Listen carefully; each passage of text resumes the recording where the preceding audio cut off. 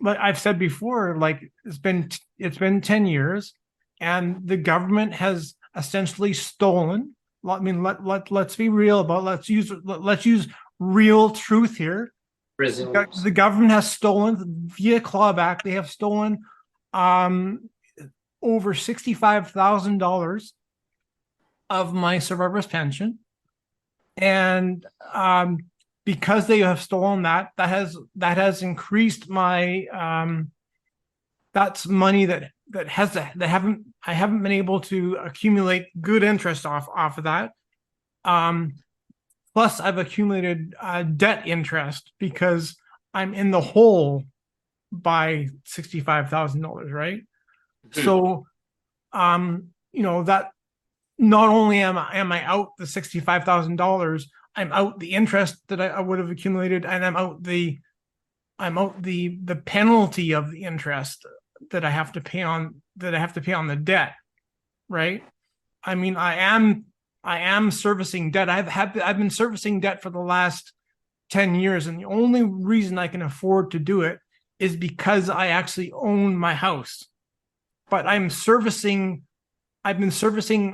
a massive amount of debt on my house Hmm. for the last 10 years because the government says I don't deserve a survivor's pension.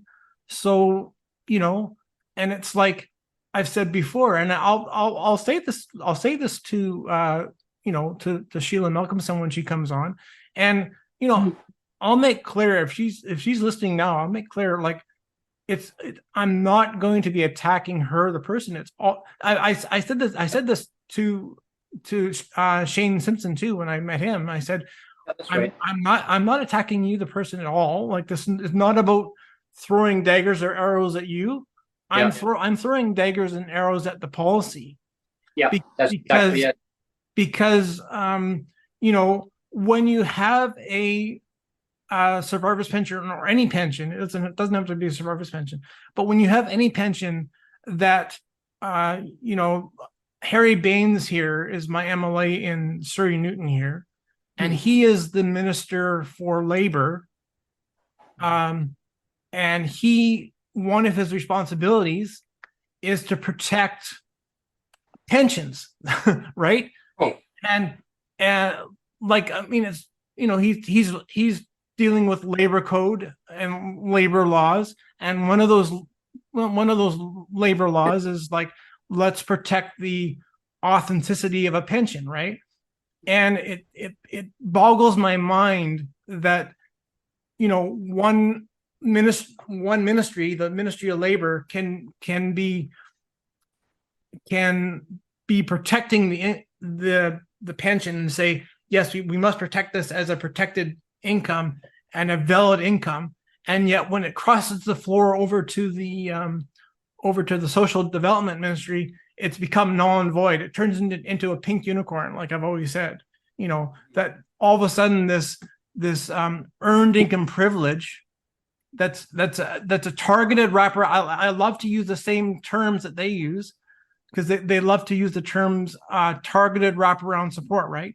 Well, that's exactly what a pension is, yeah. but they're taking this targeted wraparound support income and turning it into nothing. Like, they're just making it evaporate into a pink unicorn and saying poof. Magic. Magic.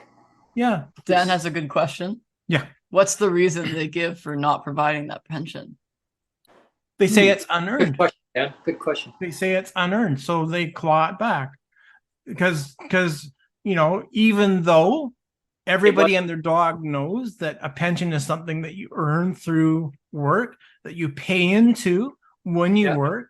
The only way you get a pension is through working, and the only way you pay into it is your own contribution, and plus your employer will also pay into it. So it definitely is an earned income privilege. I mean, that's in the DNA. I like to again stress those terms, that the DNA of a pension, the genetic makeup of a pension, is an earned income privilege. So for them to say it's unearned is hogwash. It's nonsense. It's just Yeah. You know, It's like when you're paying into like EI gets taken off, CPP gets taken off checks, and then when you need to go and get it, then they say, oh, you need to have that now taken off you. Like, so what was the point of actually taking it off the check if you're just going to take, they're going to take it off your PWD check? I used to have that argument with the ministry all the time, Neil, and I say, well, are you eligible for EI? I go, I don't know. Probably, I probably am, because when I had my job, right, but and again, then they like, took it off me. Then they took it off me. I'm going, like, why? Well, because you're only allowed to have this. I'm like, but I paid into that. exactly. You know, And again, let's speak truth here. I mean, I'm not making stuff up. I mean, they like to make stuff up. They like to create these pink unicorns, but you know, it's just a fact that you just shouldn't be able to do that, right? I mean, you know, when I did the you know, I did a few submissions to the tribunal, right? And you know, saying that the clawback is discriminatory, and the feedback that I got from the tribunal chair, he actually called me and he said, well, it's not discriminatory if the provincial government also claws back the money in the same way to elderly folks as well. Like, as long as they, you know, they treat you as badly as they treat the elderly, it's not discrimination. And I thought, are you crazy? Like, that is just, they want to make it like equality across, like, you know, like, it's like, it's not resilient discrimination. The say, hey, it's equal discrimination, so therefore it's like not discrimination anymore. You know, like the whole idea of like where they can cherry pick. I mean, we've talked about the whole thing about the, you know, you're the big one about the with the rents, right? Where you have subsidized rents versus non-subsidized rents, or like paying market value, and it's like playing the disabled person, the disabled person against the disabled person, right? Yeah, that's what they. It's a show game. That's what they do. That's what they do with income too. They say, well, this here we're going to cherry pick as invalid. Door number one. What do you get? Your pension is invalid income, and if you work at McDonald's for 8 hours, we'll say that's valid, and that's cherry picking. And if it's cherry picking, the definition of cherry picking is that's a form of discrimination. So you're going to tell me what's not discrimination, because we're also discriminating against the elderly too. So therefore, the discrimination is null and void. Hogwash, nonsense. You know, it makes the government look foolish. I mean, I can't understand. And again, like I can feel I'm getting heated a little bit, but that's okay. I mean, that's just, you know, it makes the government honestly look foolish. And I even told the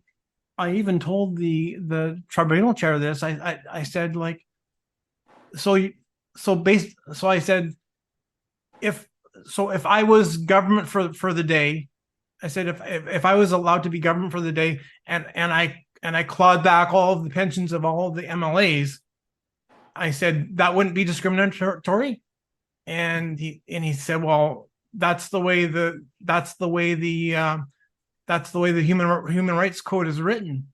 And I thought to myself, well, if that's the way the Human Rights Code is written, what's the point? Like, you know, like if you're allowed to like make a systemic discrimination and just like throw this systemic discrimination and say, well, it doesn't matter if you know, like, like again, they would say, you know, that I had to show a real world example.